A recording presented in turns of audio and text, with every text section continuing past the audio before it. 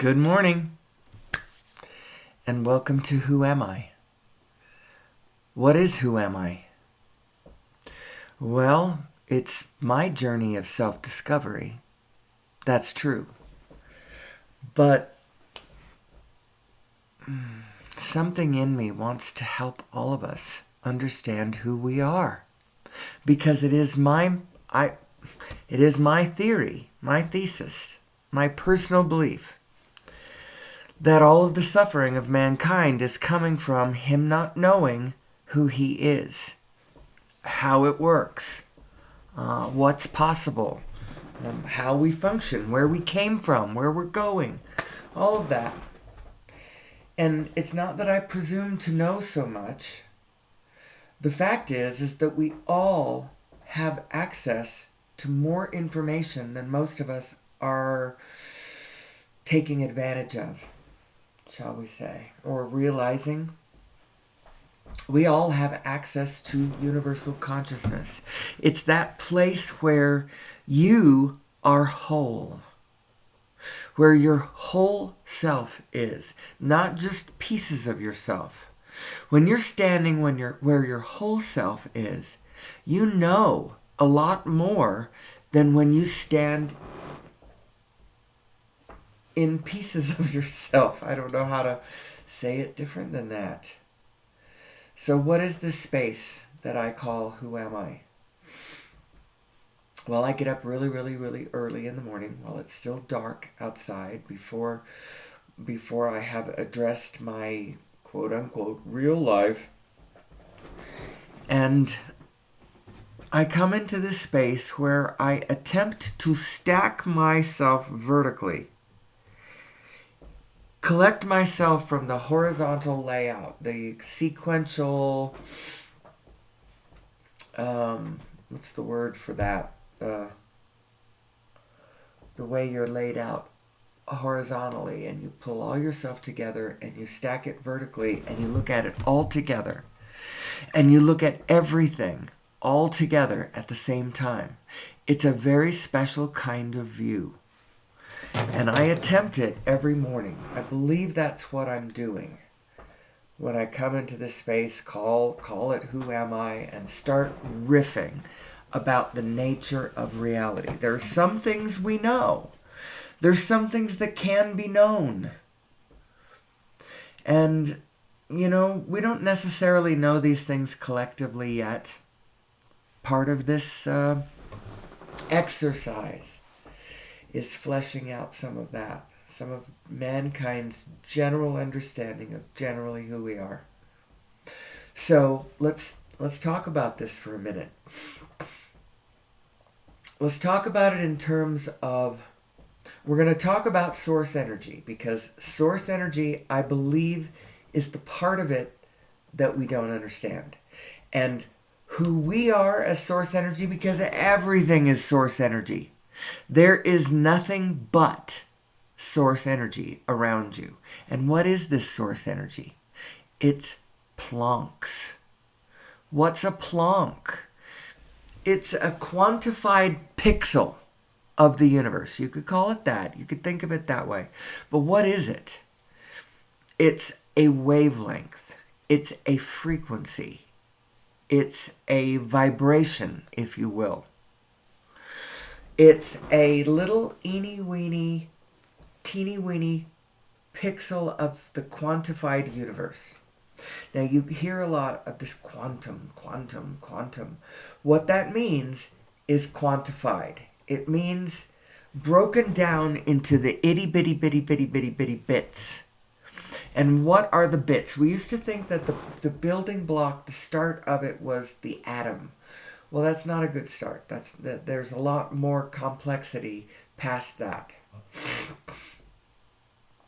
So what is the quanta?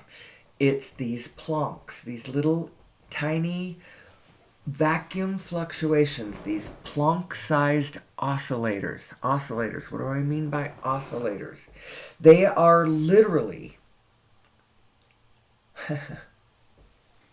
winking out of existence and back into existence every plonk instant. So what's a plonk? What's a freaking plonk? Well, I've got the mathematics of a plonk. Let me put it up. Now I realize that I usually leave Mushroom Town or whatever my scene for the day is, and I have a whole lot of scenes. I have mushroom scenes of different sorts, moonscapes of all sorts. I've got a pensive girl. I've got a snow series. Anyway, right today, this morning, I chose Mushroom Town. I didn't have anything new that I wanted to use. So what is a plonk? You ask me what's a plonk, and I think that this is really important, because when we understand who we actually are in reference to actual reality, I'm talking about the physicality of the physical universe that we share. The physical that we share. What is the physical that we share? Well, it's a kind of quantum energy soup, for sure. What is a plonk? So I've got the formulas right in front of us. But what it is you take a photon, which is a packet of light, going at the speed of light, because that's what light does. It goes at the speed of light. Have it cross its own diameter. And the length that it goes, so now it's not a photon, it's the distance that a photon goes when at the speed of light it crosses its own diameter. And when it's done with that, what is that length it went? It's a Planck length. How long did it take to do that? It's a Planck time. And that little tiny packet of energy, mass and energy equals each other, as Einstein pointed out, in E equals mc squared. There's an equivalence between energy and mass, and that little mass equivalent is that formula right there. That's what a Planck is. This is quantized space-time. And so what is space-time? It's solid packed, these Plancks. The space around you, as you look around, there is no empty space. The space that looks empty is filled with Plancks still. It is also filled with Plancks. Those Plancks are just... Actually, I don't know. I have a hard time conceiving of this. Supposedly, the visible universe, in other words, the matter that you see, is just this field of Plancks having gone into spin. So the only thing that you're looking at, the only thing that exists in the universe that is making up all this complexity, all this visual appearance, all this experience, all of this different varied stuff around you, from, the stuff you see around you on your tables and your furniture and all your stuff. All of that stuff, all the way up to the stars and the planets and the galaxies and everything. The only thing that you are looking at, because it's the only thing that exists, is this Planck field spinning. And as it spins, so every individual thing is spinning in its divine individuation somehow. And yet, it's all coming out of the same spin. And so, this is how I believe source energy organizes us. And I think it's way more conscious, more connected, more organized, more a oneness than most of us in our regular day-to-day worlds can conceive of. Somehow our default setting causes us to look around us and believe that we are alone. When we are so not alone, we could scarcely be less alone. We are...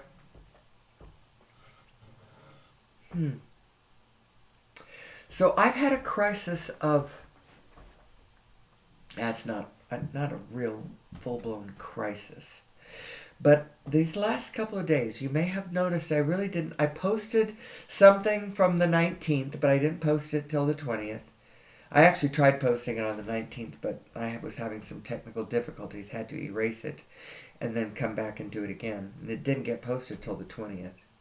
And today is the 23rd. So the 21st and the 22nd, things didn't happen because I had a bit of a crisis of identity. I'm having a bit of questions about who am I. You can get really lost in the question because who am I can be answered at so many different levels that when you come back with all of them, sometimes you can get lost in the question of what the heck am I doing? The thing is I feel that there is a place in me that knows a couple of things. Doesn't know everything necessarily, but I've got certain things added up that feel very solid to me. And I want to take a stance of authority and say to my people, hey, this is who we are, at least up to a point. It's a pretty general point I'm leaving it at. Please come in and fill in spaces. But then I get uncomfortable because I feel like I need to be humble and I need to be, if I come on too strong about, hey, I know this and you don't, I'll turn the audience off, which I don't want to do. On the other hand, I can take some authority with this. I've been adding up what wise people around me have been saying, trying to fit it all together. It's like all of the universe, all the information that you get about the universe, any individual, you're going to get information about the universe. It's going to come to you in a different order than the information came to me. And it's going to hit you in different ways than it hit me. But nevertheless, the sameness here is that I, as an individual, at some point, I'm going to get all the information.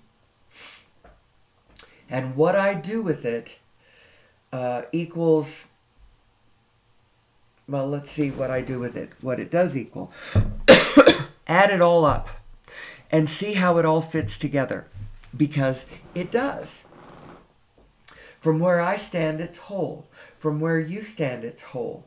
But the wholeness from where you stand is going to add up a little different than the wholeness from where I stand. So I can know things and I can speak with great authority, and yet I have to be soft about how it's going to land with you, because it's different.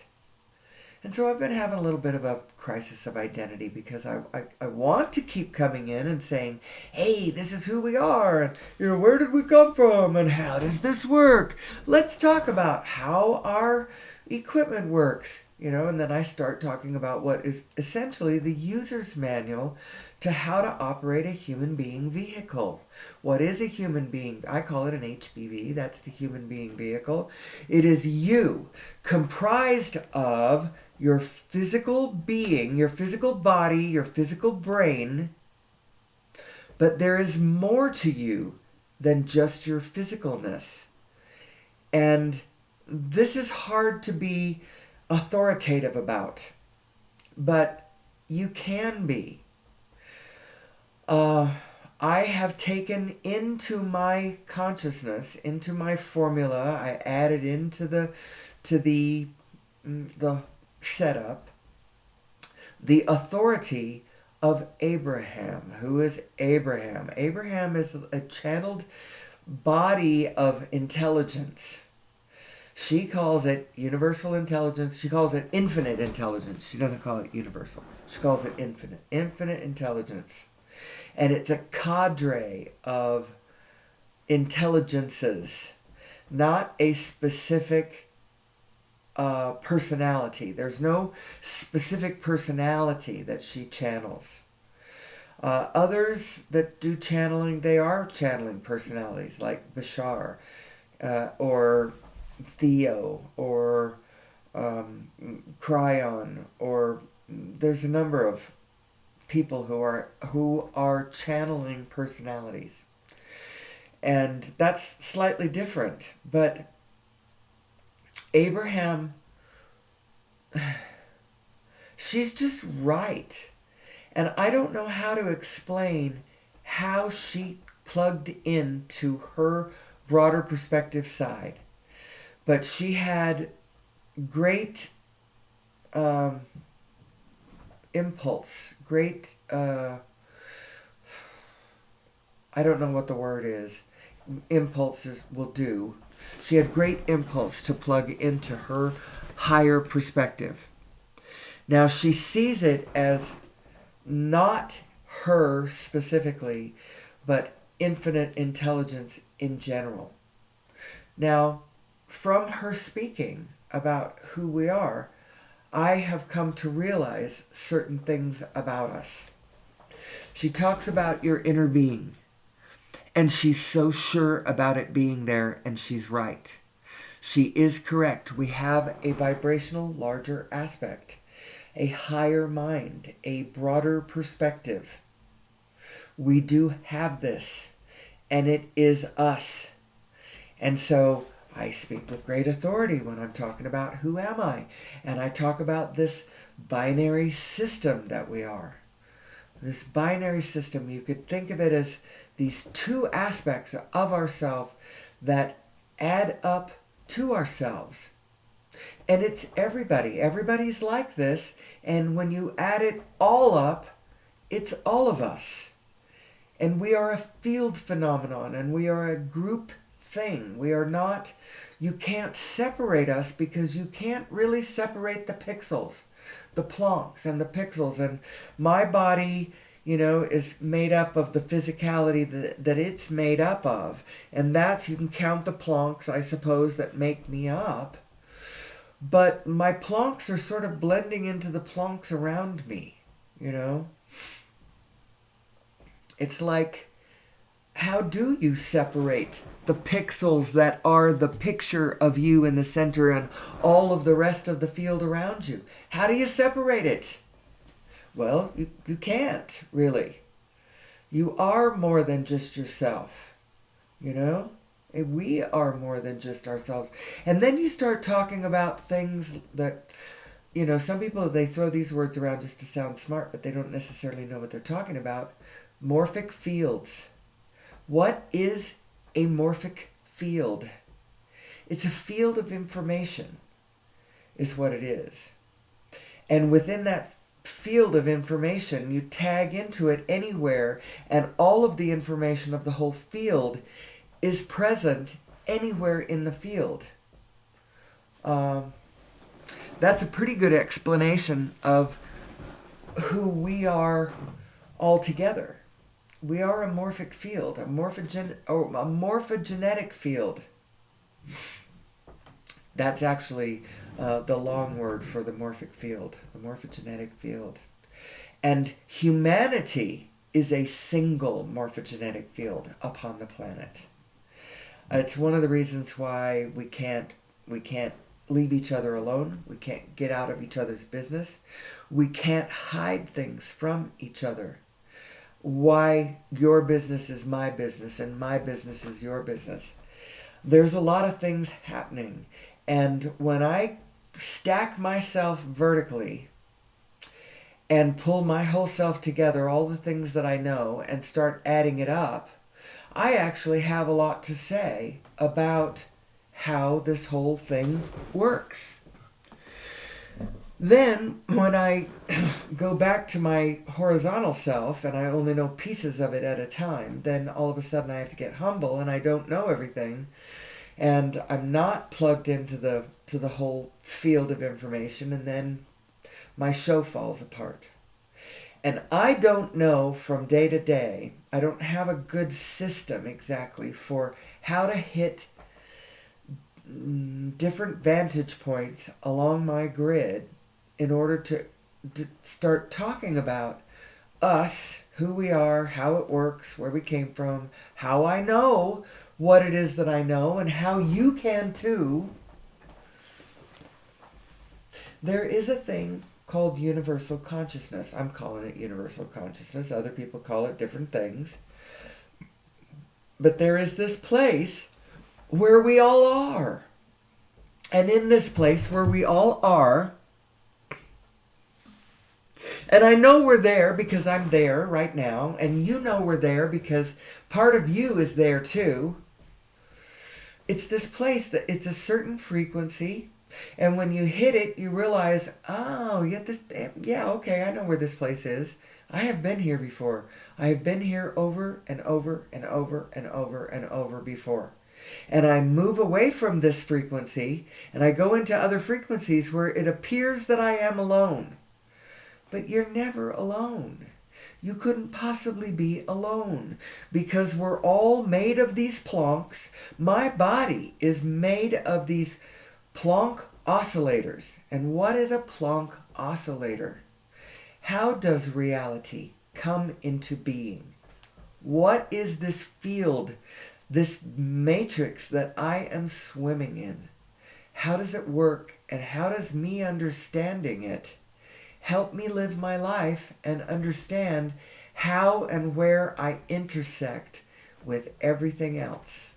And how does my understanding of that get me to a place where I can start creating things that are in alignment with the rest of the needs of the rest of the biological field around me?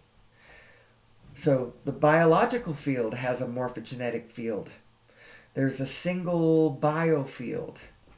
Now within that field lies the human biofield.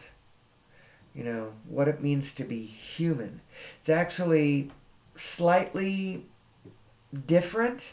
It's slightly more specialized of information. It's not exactly different information than the morphogenetic field of the biofield of the planet Earth.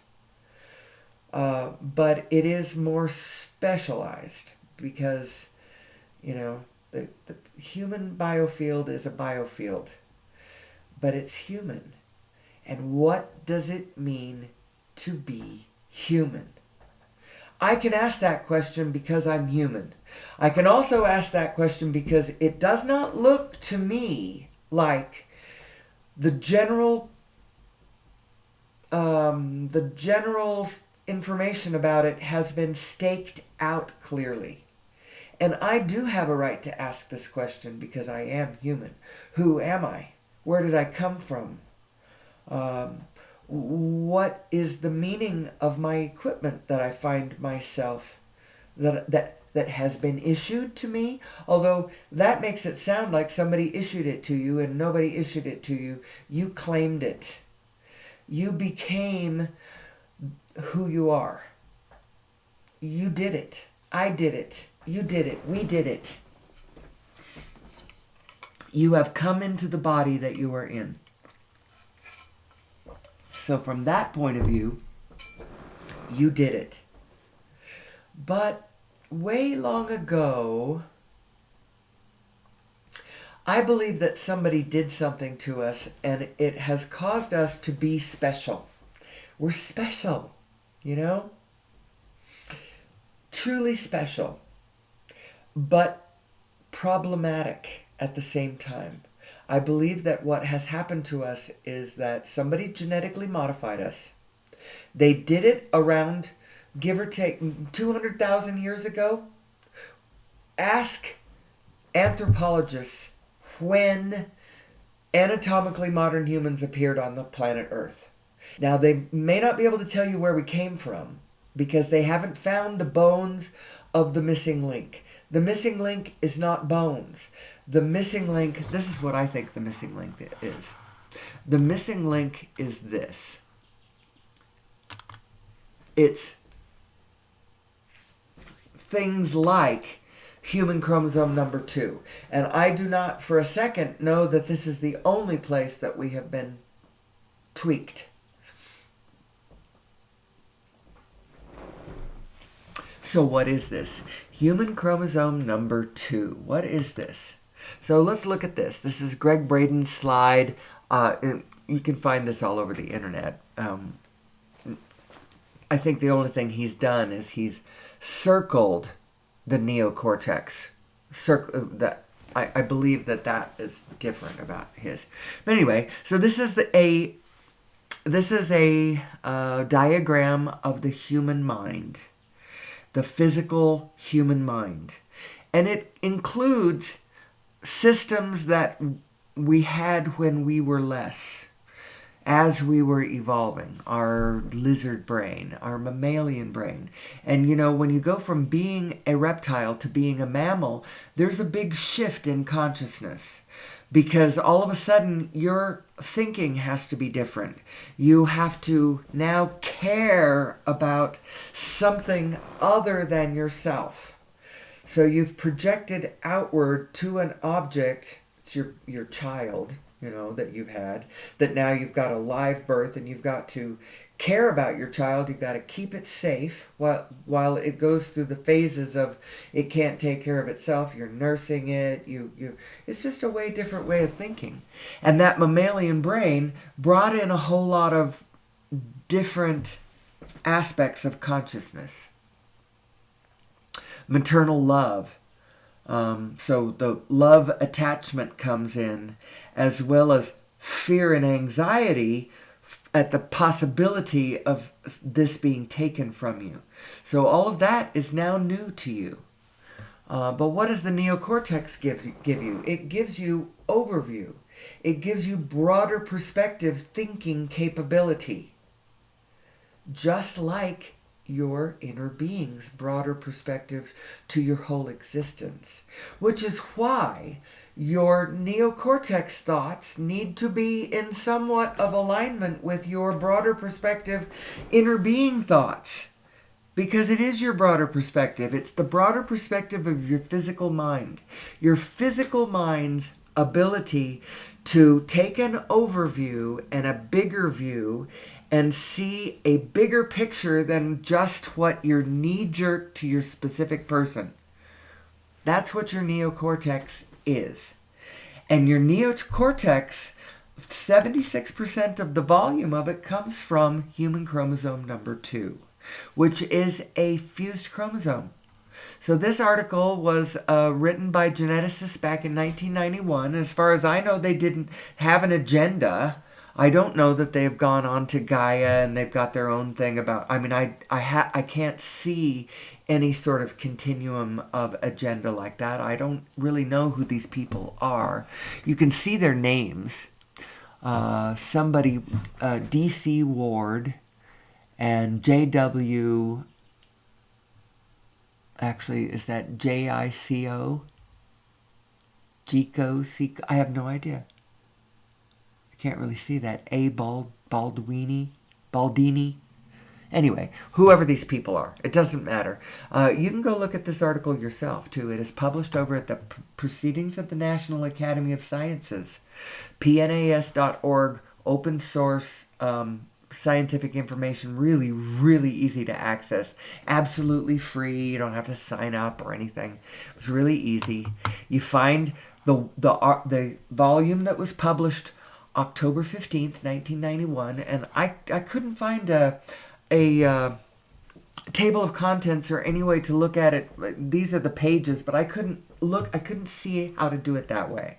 So I just went article by article by article by article and read the title of the article. It's the 40th one in.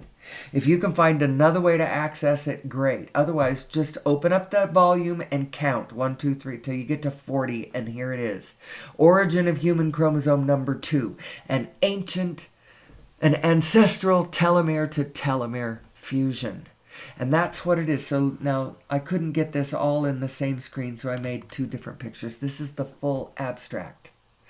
And then there's like 4 or 5 pages of the description of the sequencing of it and how they come to the conclusion that what they're looking at, as they look at this really big chromosome, it's actually 2 chromosomes fused together, telomere to telomere, with redundancies on both sides of this fusion clipped away that stabilized the fusion and then created the neocortex.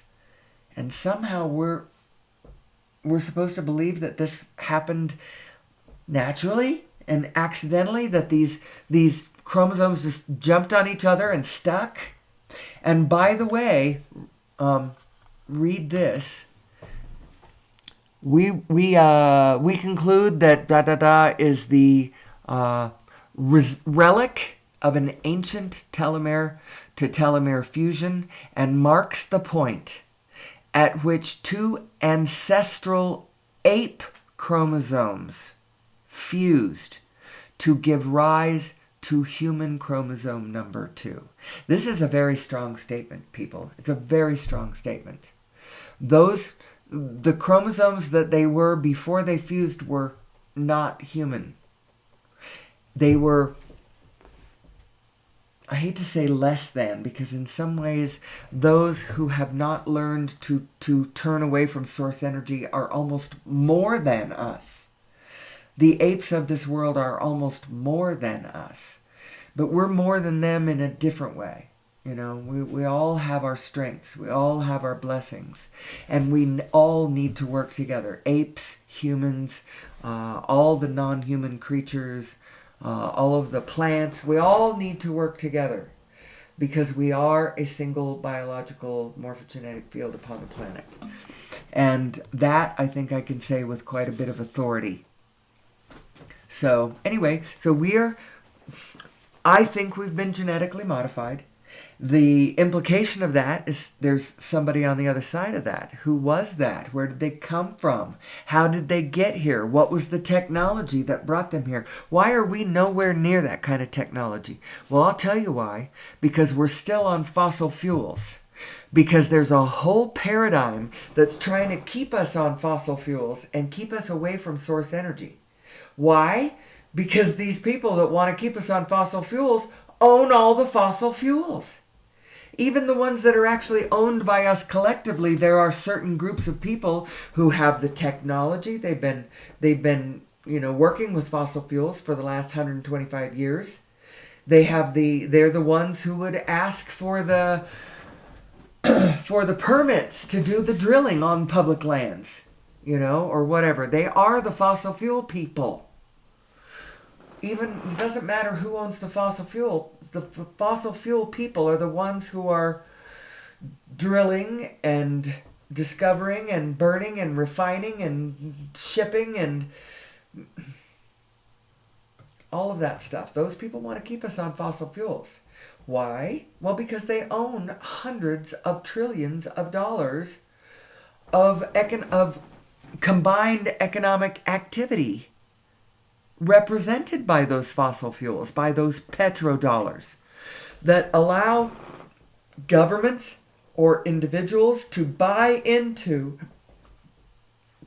the human supply chain, which includes everything from foodstuffs, technology, energy rights, the ability to plug your technology into the wall and have it hum, That costs money. What is this money? Well, actually, it's the will to do something to begin with. But now, increasingly, it is more and more, it is energy. That plugging our technology into, what are we plugging it into? Well, we're literally plugging it into energy. And what energy are we using? We are using fossil fuels, and we need to stop it. We need to stop it. This is probably really where my drive comes from, right here at this spot. Because I can throw my hands up in the air and say, who am I? Who am I? By the way, who am I to be challenging my whole freaking human system. Nobody else seems to be talking about it. If they are, they're talking about it in big ways that they'll never get anywhere with. And honestly, this idea of cold fusion that will give us unlimited clean free energy for this future that, this that dangles out in the distance in front of us, but until then we're just forced to keep doing what we're doing. All of that, they're wrong. It's nonsense, and it is they're obfuscating, and I'll tell you why. The reason that is not the answer, the reason that cold fusion is not the answer, is because it's still an energy source that it's a big, fancy ass, centralized energy source that still requires distribution grids and centralized power structures to decide what projects are done with this massive energy and there's nothing anywhere that says that it's going to be distributed equally and fairly across all systems anywhere and everywhere. Where there is no grid, there still will be no power. And so all of those billions of people around the planet who don't have any source of plug-inable power, free, clean, or whatever, it's not free to me, it's still being used by whoever is in control of the systems. And who's in control of it? Either the people who, right now, it's the fossil fuel people, and then it's who else is in control? Well, it's the governments who say what the projects are and how it's that's not what we're looking for. We're looking for, so what is source energy, and what is source energy going to get us? The ability to plug into an unlimited source of all energy anywhere and everywhere. And what does that look like? Small, solid state, no moving parts, devices in every home, no grid, no wires, and everyone just plugging naturally into this source of all energy. That's what the future actually looks like, and they're trying to hide it from us. They don't want us to go there. They don't want us to get there. Why don't they want us to go? Who's they? Who's they? Who's the they that don't want us to go there? Well, there are those who pretty much own the reality infrastructure going on right now. What is that reality infrastructure going on right now? It's the burning of fossil fuels. And they're making a big deal about changing over to electric cars, But all of that still includes, it's so dirty. It's so, those batteries to run the damn cars and the lithium mines and it's still so elitist, and it still is creating large centralized energy pockets. And that isn't actually what we're looking for. That's not where we're going. That's not what's possible. What's possible is easy. And we're being sort of led away from that. We're being led to believe that it's not possible. And I now believe it's really possible. And for the last more than a century, little by little, it has been hidden from us. How so, you say? Well, anytime anybody came up with a really good idea, it was squashed. It was brutally, ruthlessly, in reality, suppressed. Just like Cloak and Dagger, the CIA kind of black ops shit. Exactly that kind of stuff. Who was responsible for doing it? Well, I'm not sure exactly I'm air quoting the word who is responsible for that. Because it's I'm not sure exactly where the power is. It would be... Certainly it is fossil fuel interests. And fossil fuel interests and the power that is behind that, I'm not sure how you're going to quantify exactly who that is. Because it is government, absolutely. But it's also absolutely the...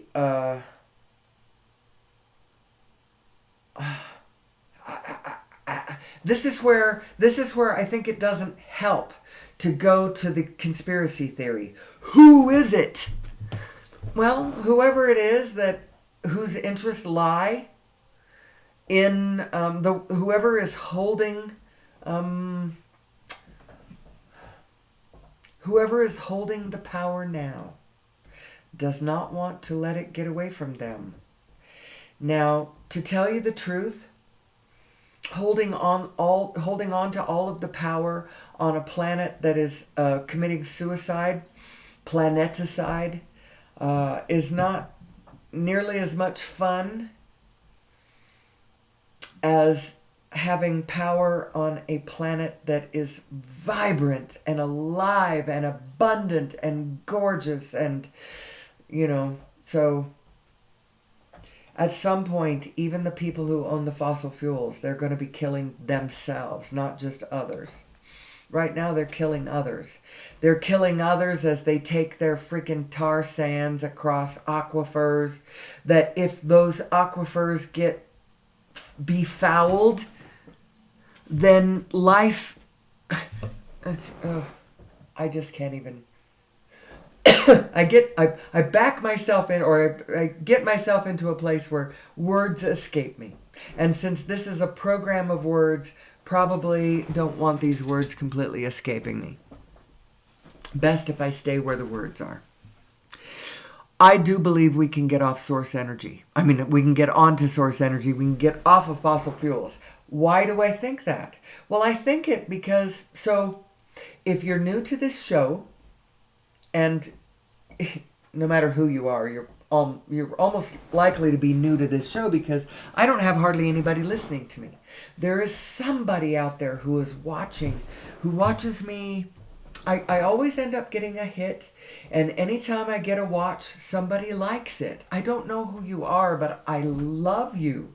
Whoever you are, you keep me honest, you keep me here, you keep me getting up in the morning. But I do believe we can get off fossil fuels. I believe it. I believe it. I believe it. I believe it. And it's funny because I sit here and I believe it and I even know it. And yet I'm all by myself here. Now, I'm not really all by myself in the thought because I'm going to explain to you. So I don't really understand YouTube very well, even though I do use YouTube. I am offered this in my description of my video. And I don't even know how you find the description of my video. But I have, in this one place that is common to us, to you and me, you listening to this YouTube video and me making this YouTube video, in this description, there are all these links. I put all these links. And now I have made these links are not live here. I'm just showing you what it looks like. Boy, do I wish. Now what you could do, maybe, I don't know if you could copy any of this. Probably not. I don't know. I don't know how you can manipulate this. But you could always go to YouTube and, just search The Lost Century and How to Reclaim It.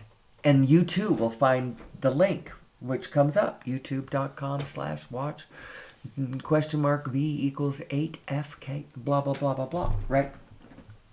So this, I have to describe to you what I'm trying to share with you. This link to The Lost Century and How to Reclaim It is a documentary talking about these over-unity devices. What is an over-unity device? It is a device that puts out more energy than it takes to run it. Impossible, you say? Against all the laws of physics, you say? Well, It would be against all the laws of physics if there was any such thing as a closed system. But there is no such thing as a closed system. You can't close the system. The whole system is open to everything because it's holographic. All of the information is everywhere. You can't stop that. So there is no such thing as a closed system. So there absolutely is the capability of devices that put out all kinds more energy than it takes to run the damn things. And these things have been brutally suppressed over the last 125 years.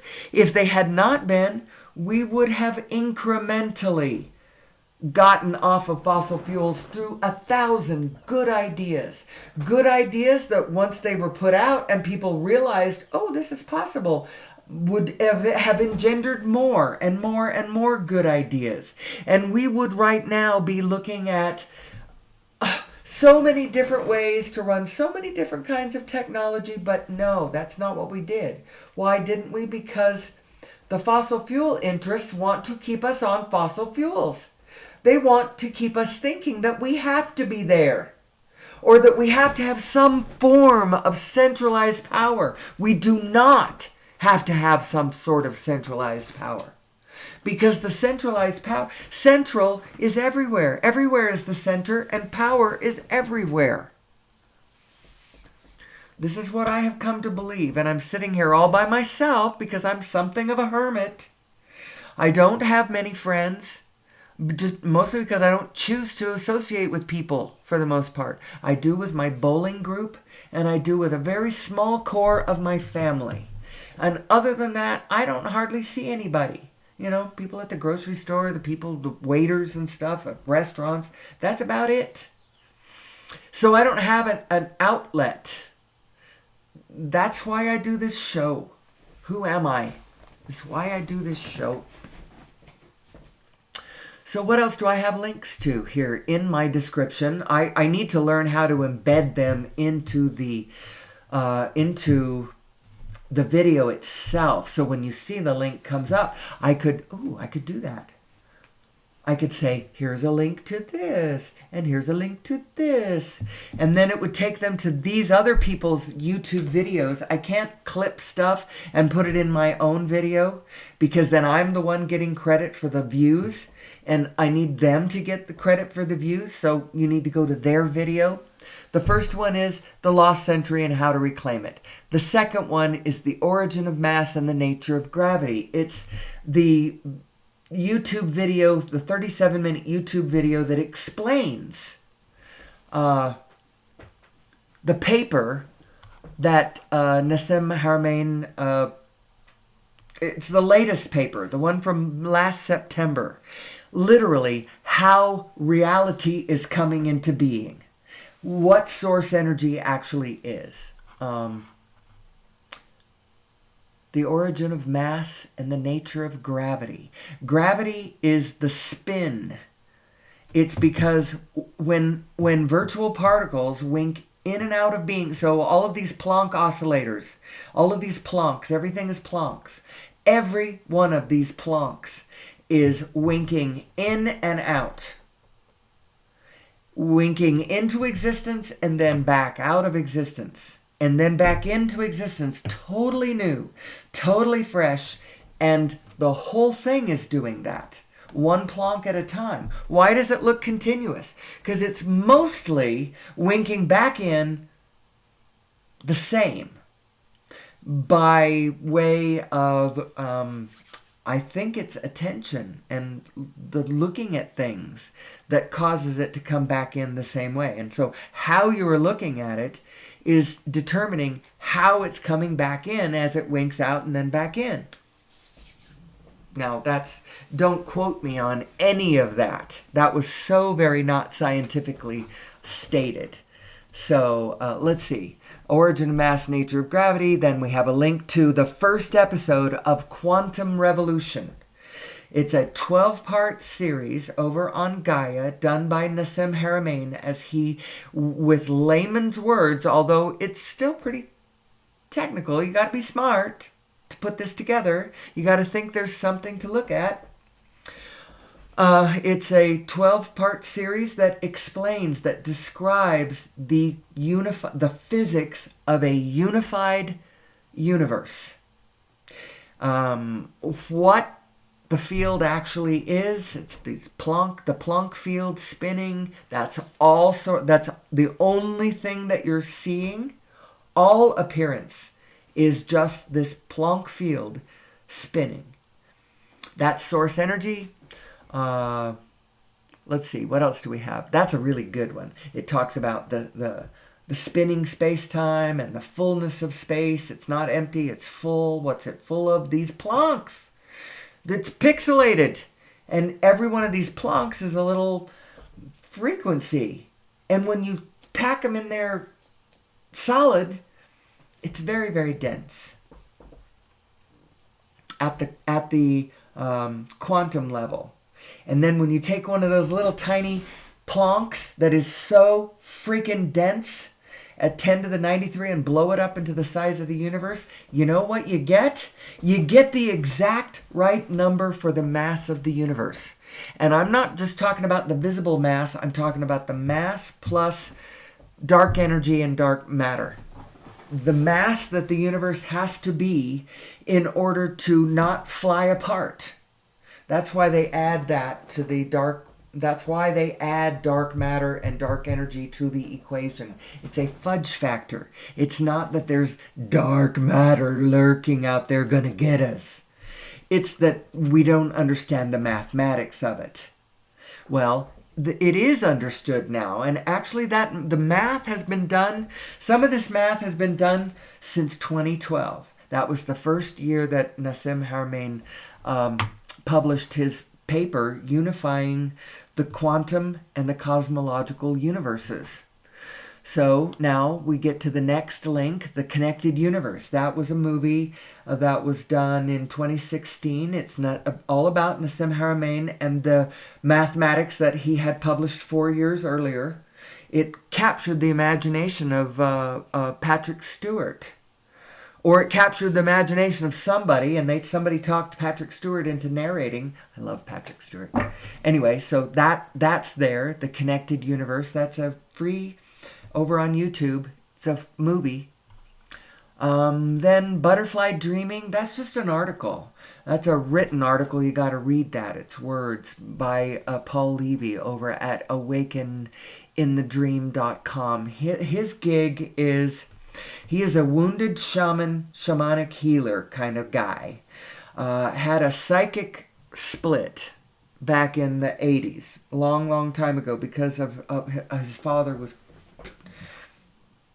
dark and crazy in a strange way. He's got a whole book he wrote, Awakened by Darkness, and then he's got another couple of books, Quantum Revelations,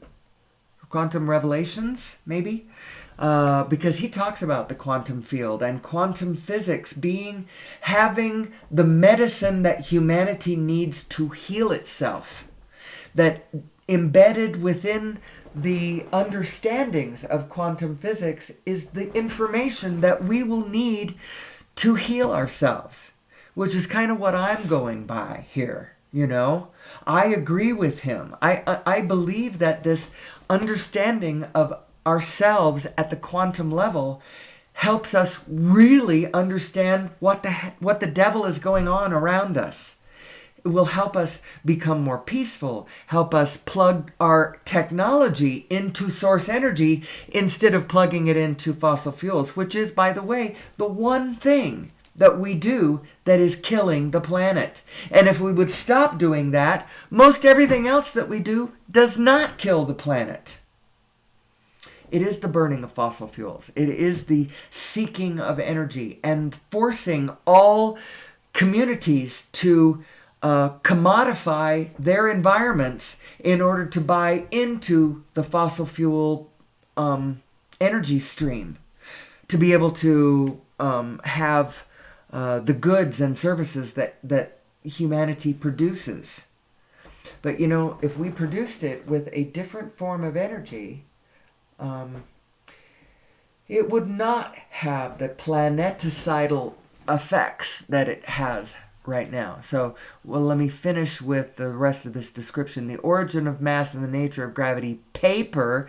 That's another link I have to. So I have the paper and the YouTube video that describes the paper. I should have them right next to each other, but I don't. And then the last thing is this link to this Whirling Dervishes video. And the reason that my daughter shared it with me, but it seems very telling to me. Because everything is spin. That's what all apparition, all appearance, all matter, everything that looks like anything is this Planck field spinning. It is thrown into spin by gradient density in the space. And there is incredible gradient meaning difference in densities.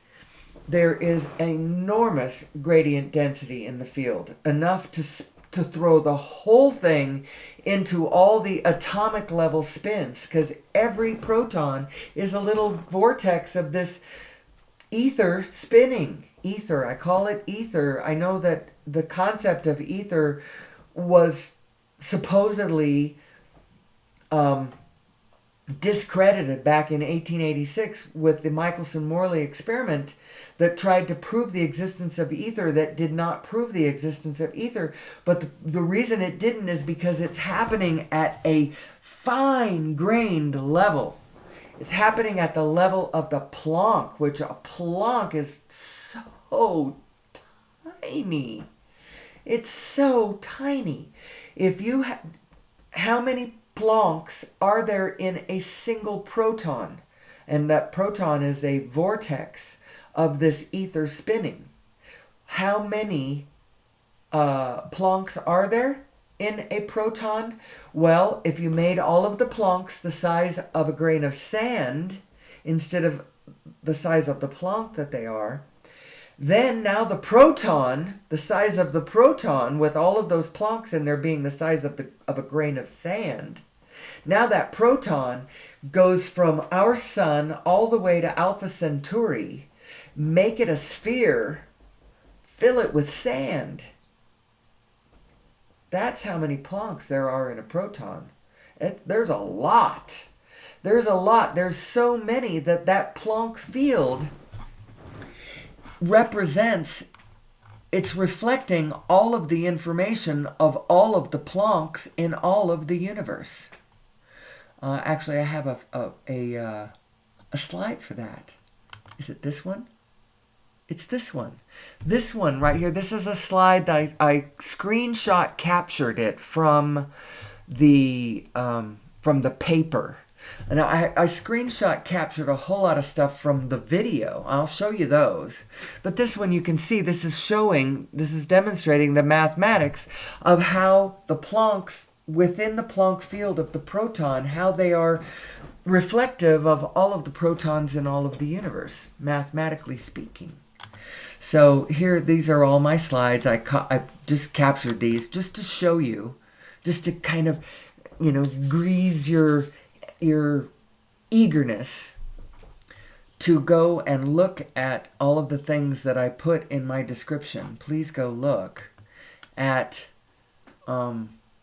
this 37-minute video. Go look at the paper first. Then look at the video describing the paper. Then go watch the movie, The Lost Century and How to Reclaim It. Then go watch the movie, The Connected Universe. Then go watch Nassim Harameyn's show, Quantum Revolution. Watch the first episode that I give you the free link to. Then go figure out whether YouTube has all the rest of them. Episode 2, 3, 4. There's 12 episodes. Or go over to Gaia. Ask me. I will send you the links. Because I can share my Gaia. And the links will only last 24 hours and then they'll evaporate. When you get tired of that, you'll get your own Gaia subscription and watch all of the wacky shit over there. So here's the space-time pixelization. It's all quantized. Very cool. This is going to help us understand how to plug directly into source energy. But we don't have to plug directly into source energy first. We could just plug into an infinitude of small good ideas like we could have had all along if they had not been brutally suppressed. And all of us erroneously led to believe that it is not possible to get off fossil fuels incrementally, a little bit at a time. We could have been doing it all along. So irritating. I'm actually outraged. But when I hit that frequency of outrage, I unplug from my source and then I don't know what to do. So I have to unplug my outrage and then plug back into, the possibilities. And I get so excited about the possibilities. But then I get outraged because of what was taken from us. And then I unplug from source energy. Oops. We're going to talk about that in a few minutes here. Our configuration, our binary system, our system of physical boots on the ground and vibrational overview, inner being overview. Let me finish with these, though. Here's Max Planck. And it's all related to black body radiation and black holes. By the way, a proton is actually a black hole. It's a teeny weeny, itsy bitsy black hole. These are the Planck units. I already talked about those. And why do I keep talking about this? About Plancks and about blah, blah, blah, blah. Because I think that this is really important.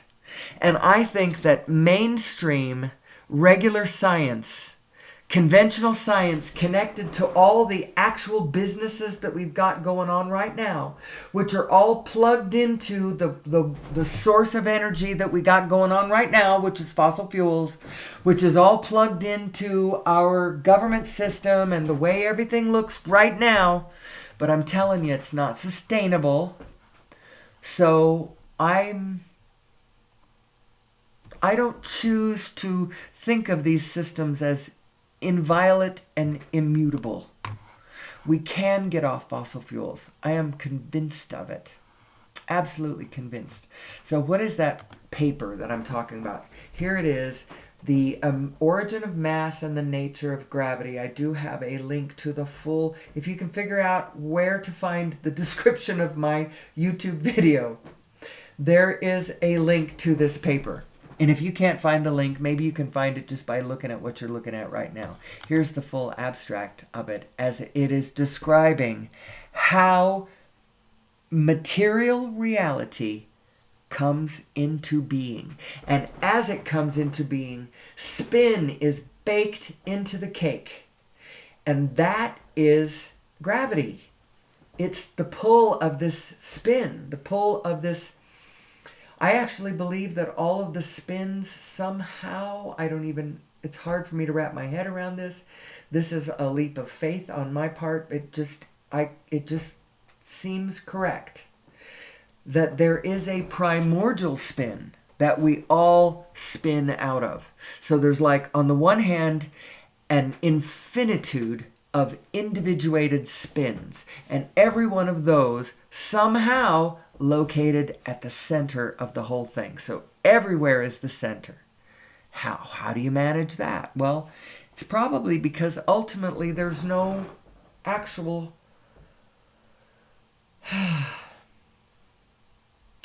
space involved. Everywhere is the same place. I don't know. Anyway, don't want to get lost in this. What do I need to say now?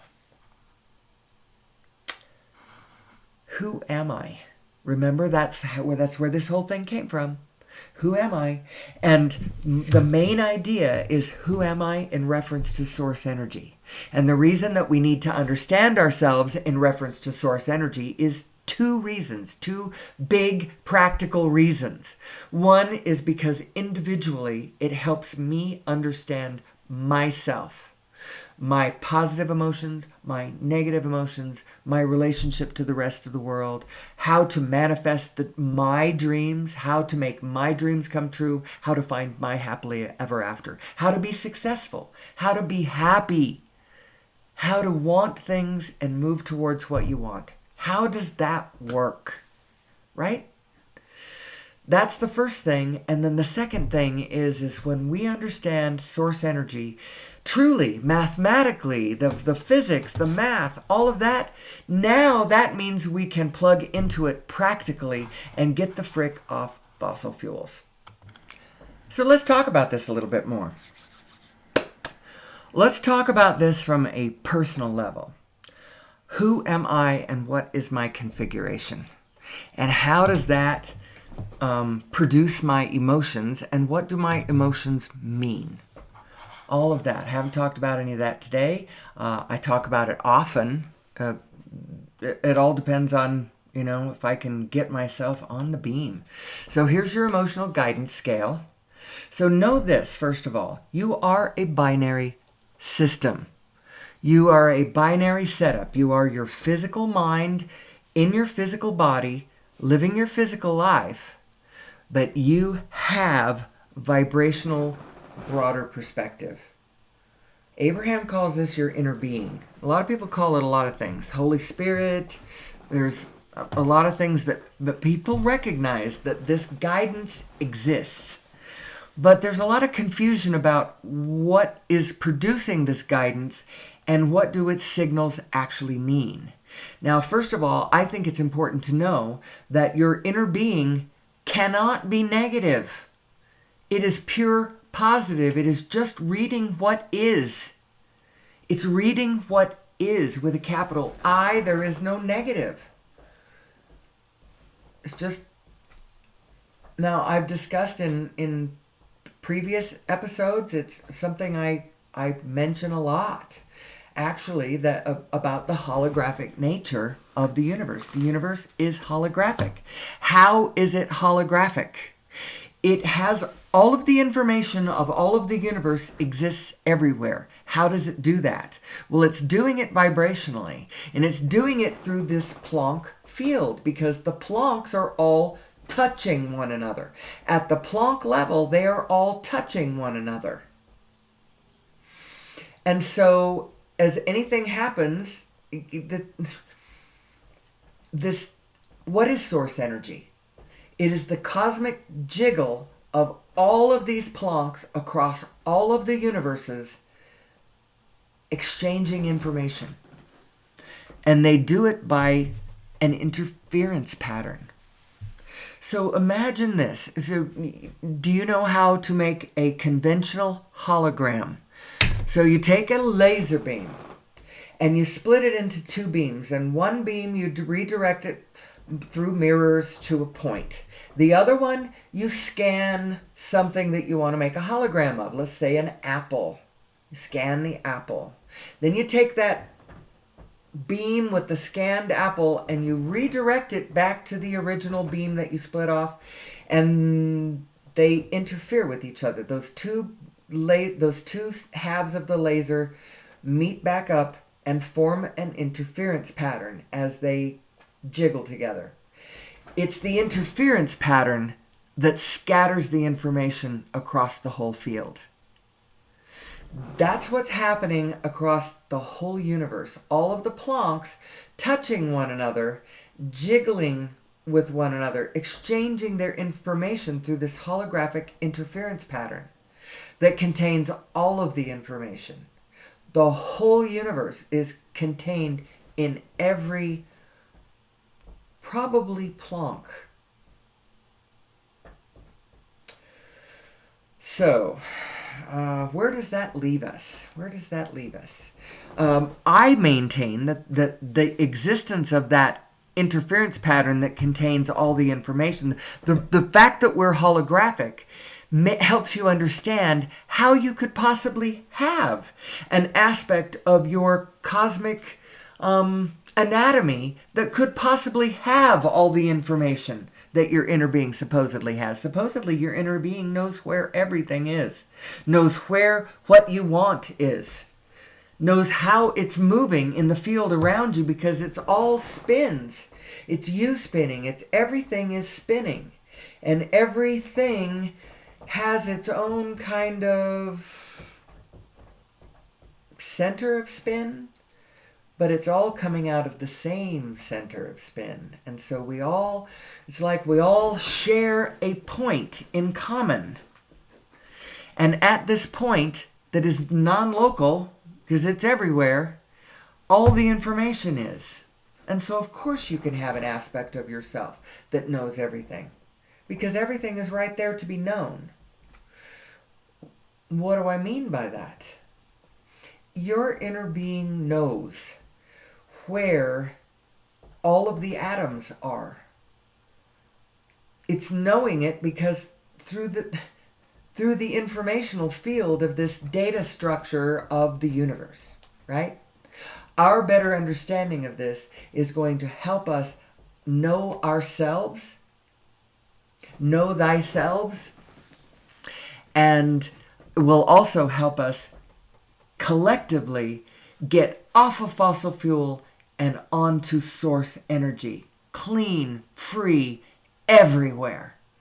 And all of a sudden, you will give back to... So, say you have an island community out in the middle of the Pacific Ocean that wants access to modern technology, that wants access to modern foodstuffs, delicious foodstuffs, and entertainments, and connection to the internet and all that kind of stuff. Right now, they have to commodify their environment, either invite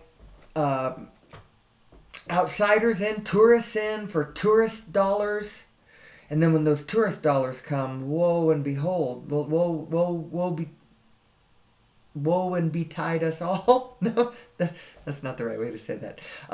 Anyway, in the future, with these devices that we can use these solid state wireless devices that we can use to plug our technologies into, we do not need wires.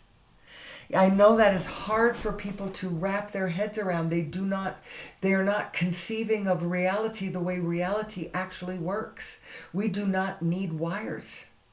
And the third world that did not slather their landscape in asphalt and concrete and clutter their skies with wires, they're going to be ahead of the game. They're going to be able to go straight back to pure, beautiful, living source life, while at the same time they have the power to plug their technologies in. There's also, we don't need to manufacture the same way we manufacture. If we understood source energy, it's like the Planck field is like a 3D printer. If you would but understand how reality comes into being. And so I think that our science, our mathematics, our physicists need to be focused in this direction instead of... They're not focusing in this direction because their interests are to keep certain human beings who are in power right now continuing to be in power. And I don't know who those people are. It's a relatively small number of oligarchs across the planet that are controlling everything. And they can do that because they control the energy, because the energy source we're using now is fossil fuels and not source energy.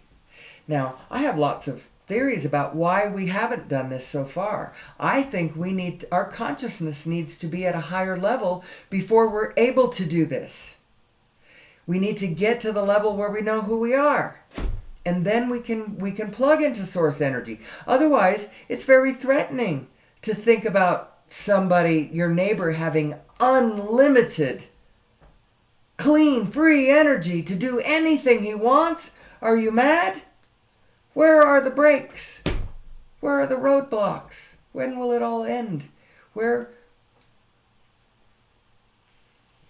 How can we stop terrible things from happening? Well, we can't. And the terrible thing that's going to happen to us right now, while we are on fossil fuel, is we will stay in a state of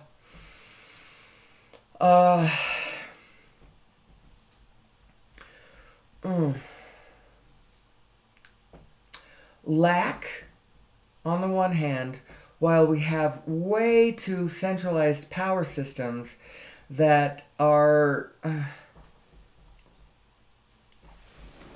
I need to wrap my head around this one if I'm going to talk about politics. But the politics coming at us is not going to be pretty. And I'm telling you, the reason that it is happening is because of where we are plugging our energy systems into. That is what is creating the centralized power, which is creating the centralized government, which is creating this nightmare of authoritarian psychosis that is barreling down the pike right at us. We are forced to choose between a criminal mob boss who will smash and grab whatever he can of the value of America if we re-elect him. I can't even believe it. And if we don't re-elect him, he's going to claim he was re-elected anyway. And that's going to smash things to pieces. And we're not sitting in a very good place to defend ourselves from any of this coming at us. We don't understand why it happened. We don't understand why a nation of over 300 million people can't come up with better candidates than this. The one who is absolutely the... what's the word? Conventional, that's not the word. The word is establishment. The establishment candidate. The one who is not going to rock the boat. The one who will just incrementally, in little tiny ways that doesn't really hurt anybody, fix things but not really change anything. You're never going to catch any of these people standing up in front of us and claiming that we need to get off fossil fuels. And that's a problem, because our leaders should be saying that. Let's get off fossil fuels. Let's do it incrementally. We can do it incrementally. Let's call for, across the nation, call for a nationwide contest of good ideas over Unity devices, the best energy-saving device. The problem is that it has not been honest. It has not been honest. Go watch the stuff I've got listed on my description of my video, please. Here's your emotional guidance system. I didn't really get very far with this. Know that your emotions are telling you, it is information to you about how well or not well your two selves are blending. Who are your two selves? Well, if you're a fan of the show, you will know this slide. This is your two selves. This is your source mind and your physical mind. That's what this represents to me anyway. The wide open aperture is not just a wide open aperture, it's actually a spinning disk of attraction. A wide open one with lots and lots of cooperative components, all sorts of possibilities of the way things are moving and the way that you could choose things that would be beneficial or satisfying or successful or joyous making or abundance creating or whatever. There's all kinds of choices coming from your source side, this spinning disk of attraction, attracting cooperative components to your desires. That's what that side is. Now, on the right, it's a way more constricted aperture. This is you focusing specifically in on specific things in your specific grid reality. It is still a spinning disk of attraction. Now, when it goes into specifics, it's actually very powerfully attracting. But if it's out of alignment with your source side, then you're chaotic. You're How well are these two sides blending? That's a good question, because it is your task, your life's work, what you should be attempting to do above all other things is to blend your two selves. Your source mind, which absolutely knows what is real, knows who you are, knows who everyone is, where they have been, what they've been doing. How does it know?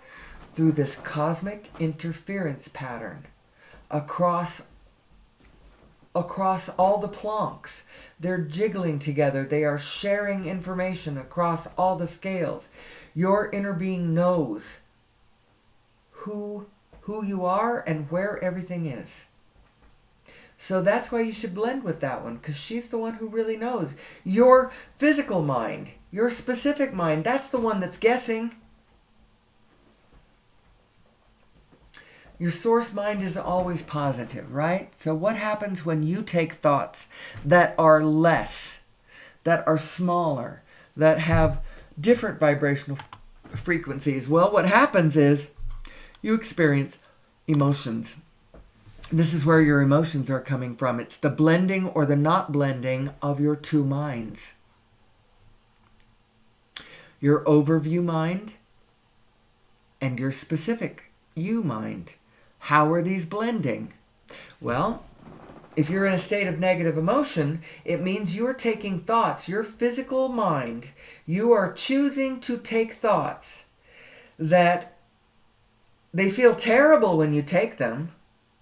They feel terrible because their resonant frequency does not, it's way, way different than the resonant frequency of your source mind. You've taken a small, mean, petty little thought that does not resonate with your inner being. And that feeling of the difference in those resonant frequencies is what you describe as negative emotion. When they blend really well, you feel really good, and you start describing it as positive emotion. You imagine that the reason that you are experiencing these positive or negative emotions is because of a direct relationship between what you're looking at and those emotions. It's not exactly a direct relationship. It's more between your thoughts you're taking about them and the thoughts that your inner being is taking about them. How those, you don't get a feeling unless you have a thought. That's actually how you're designed. And I do think that somebody designed us this way. And we seem to operate well enough unless our psyche has been traumatized. As soon as the psyche has been traumatized, and it's fairly easy to do, the human psyche is very fragile. As soon as it's been traumatized, somehow we have a default to the literal and specific and conditional. We believe that our feelings are a direct result of what we have observed. Well, that's not true. It's not directly because of what we have observed. It is because of what we have thought about what we have observed. And if you don't understand that you are designed to feel good, you are supposed to feel good. Really? Really? That's what we were supposed to get out of what our equipment is? We're supposed to feel good? Most people do not feel good. Most people believe that they are supposed to default to reality, not lean towards what feels good. You're supposed to care about how you feel. You're supposed to prefer to feel good and move towards what feels good and move away from what feels bad. That's the way you're designed. But when it's your thoughts, you don't think it's legitimate to move away from thoughts that don't feel good if you believe that those thoughts are connected to conditions. In reality, you have to hold on to those thoughts because you would be facing reality if you shift those thoughts to different thoughts. You actually are supposed to shift your thoughts to different. The thoughts that you're taking, if they don't feel good, it means they didn't resonate with your inner being who knows everything. Pick a thought that resonates with your inner being. How can you tell if it resonates? Well, it's going to feel good because your inner being feels good. Your inner being feels great. Your physical life is not affecting your inner being in a way. Your inner being feels the tremendous positive energy of the whole entire field, no matter what you choose to feel. That's up to you. Your inner being is pure, positive, loving, connected, eager, interested energy. What are you doing? So it looks like I have made it to an hour and 25 minutes. I'm coming up on an hour and a half. I'm so excited. I wasn't even sure I was going to record this morning. Like I said, I've been having a crisis of identity. Who am I to say anything to anybody about anything? Well, I'll tell you who I am. I am a human being, and I have a right to ask who I am. And I have a right to question the power sources that my people have chosen, especially when I realize that they have lied to us about what is possible. And our defense about this is not going to be to push back against them. Forget about them. Chase after knowledge. Knowledge of who we are and what is possible. And they will not be able to keep us from source energy. It is everywhere. It is the energy that creates worlds, that creates planets, that creates stars, that creates galaxies, that creates universes. There is no shortage. You just got to sync up with this. Sync up in our human design. If we would build things that were in alignment with who we really are and what we really want, we would easily create systems that are sustaining for all human beings, or for any of the human beings that are involved in the systems that we create. If we can plug our systems into source energy directly without having to go through grids and centralized linking systems for this power, because it's everywhere, so just plug it in.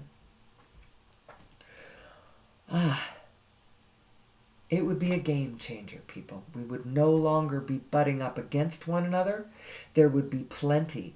There would be a plenitude of abundance for us all. Plenty of what? All that we need.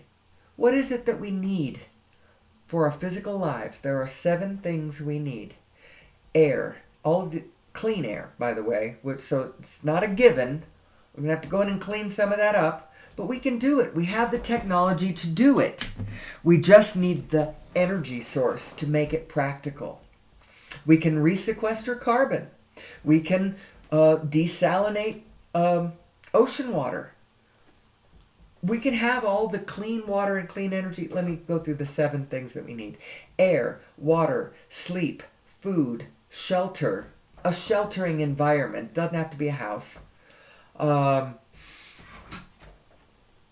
Relationship and expression. Those are the 7 things we need. And if you're lined up with those, the way your inner being is lined up, knowing that the actual position you're looking for is not the win-lose. I get to win and you have to lose. That's not the point you're looking for. You're looking for the win-win. The win-win. Actually, you're looking for the win-win-win-win-win-win-win-win-win, where all of us get to have everything that we want. Because we can. We live in a system that is absolutely breathtakingly, stinkingly abundant. And yet we have managed to create this paradigm of apparent lack. We have an abundance of lack, is what we have.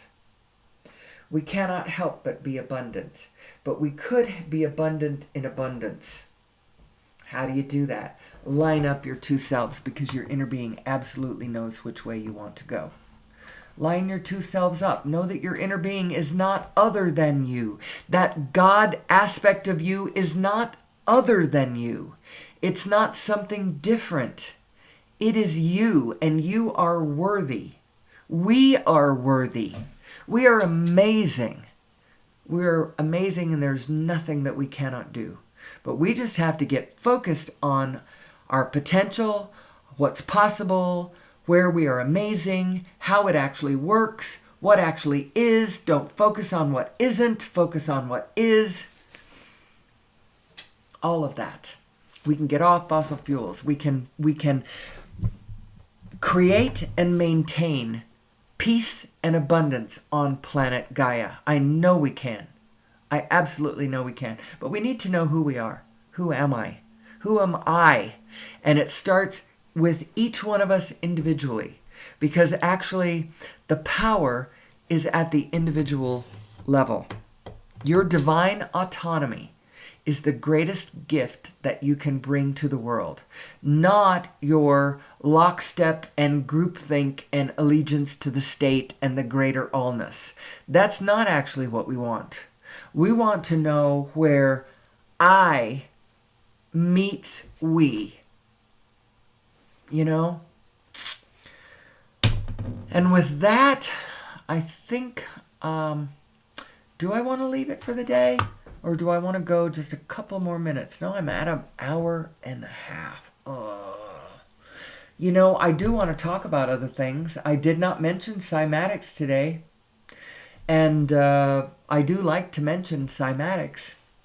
The 4 general states of being, and how your state of being is key to where you are and how your vehicle is navigating, where you are on the grid and which direction your light being is maneuvering. All has to do with your state of being. You need to be in a positive state, first of all, or you're out of alignment with your inner being and God knows what direction you're moving. And you feel bad because you're in a negative state of being. So you want to find that positive state of being, and then from that positive state of being, go specific. The reason I put this slide up, the 4 general states of being, this is what represents to me your brake and your accelerator. Your accelerator is going specific. Your brake is pulling back to the general. And you don't actually want to put on the gas unless you're in a positive state. So unless you're in a positive state, don't go specific. Stay general until you can find a positive, and then from that positive, find a place to dial in specific. That's why I put this one up. I have a couple of other ones that I haven't done yet. This one, the 5 kleshas from Buddhist philosophy. These are considered to be this is considered to be the root cause of all suffering. Not knowing what's real. That absolutely resonates with me.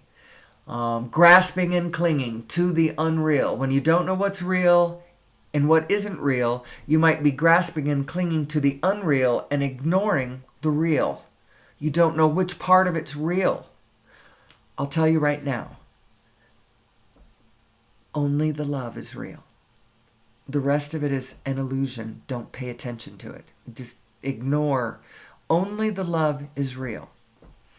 Identifying with an imaginary self. How about that one? I think of that more as overly identifying with your expirational self.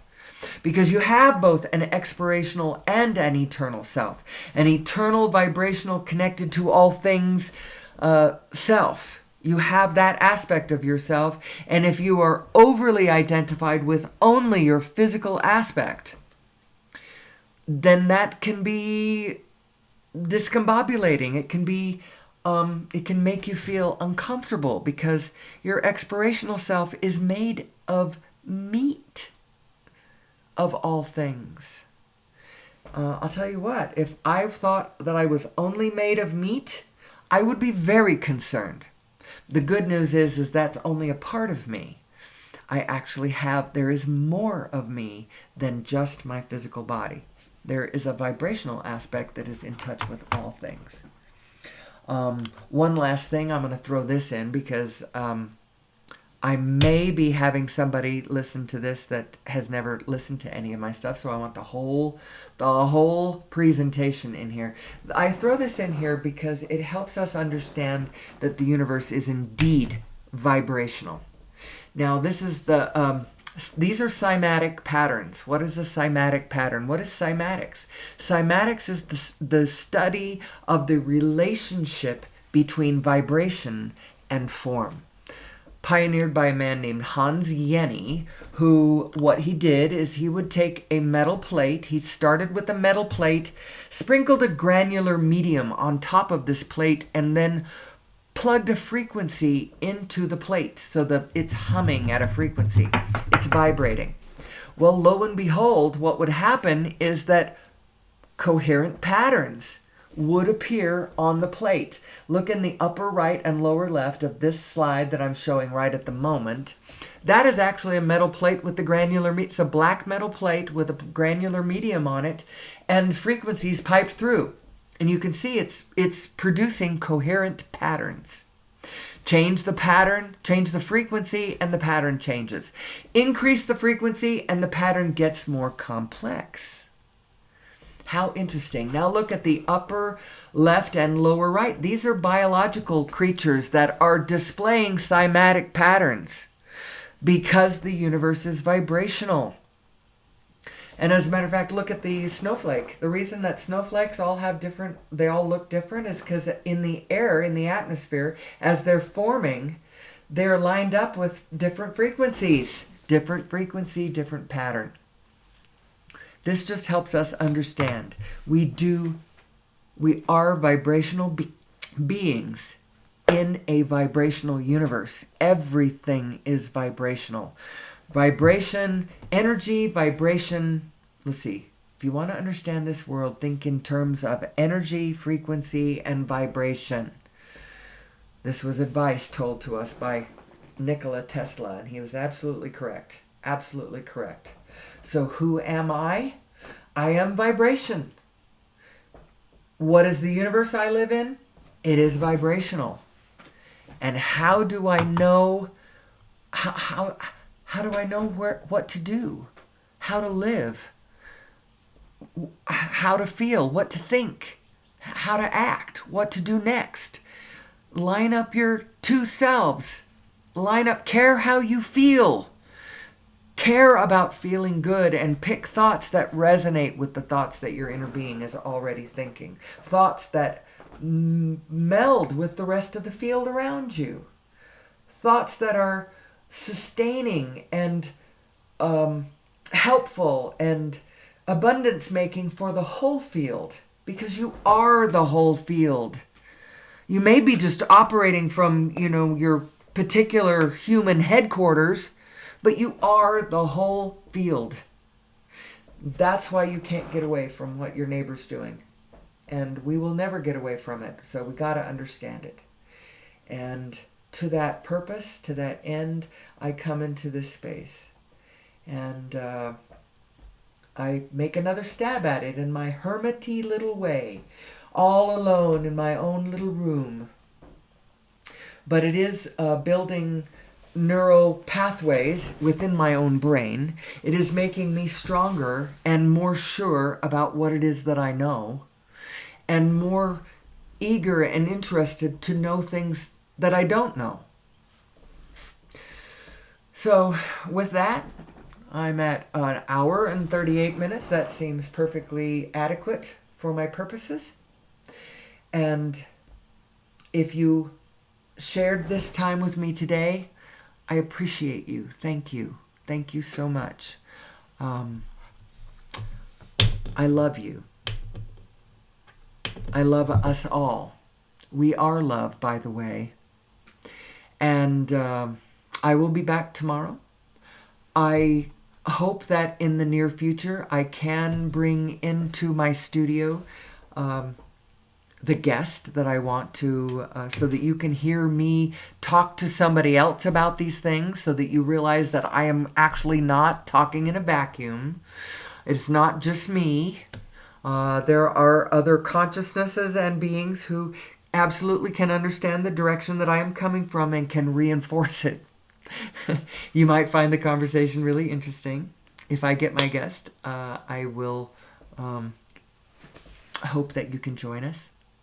Until tomorrow, or whatever day that you do rejoin me, I bid you peace. I wish you well. And may the source be with you.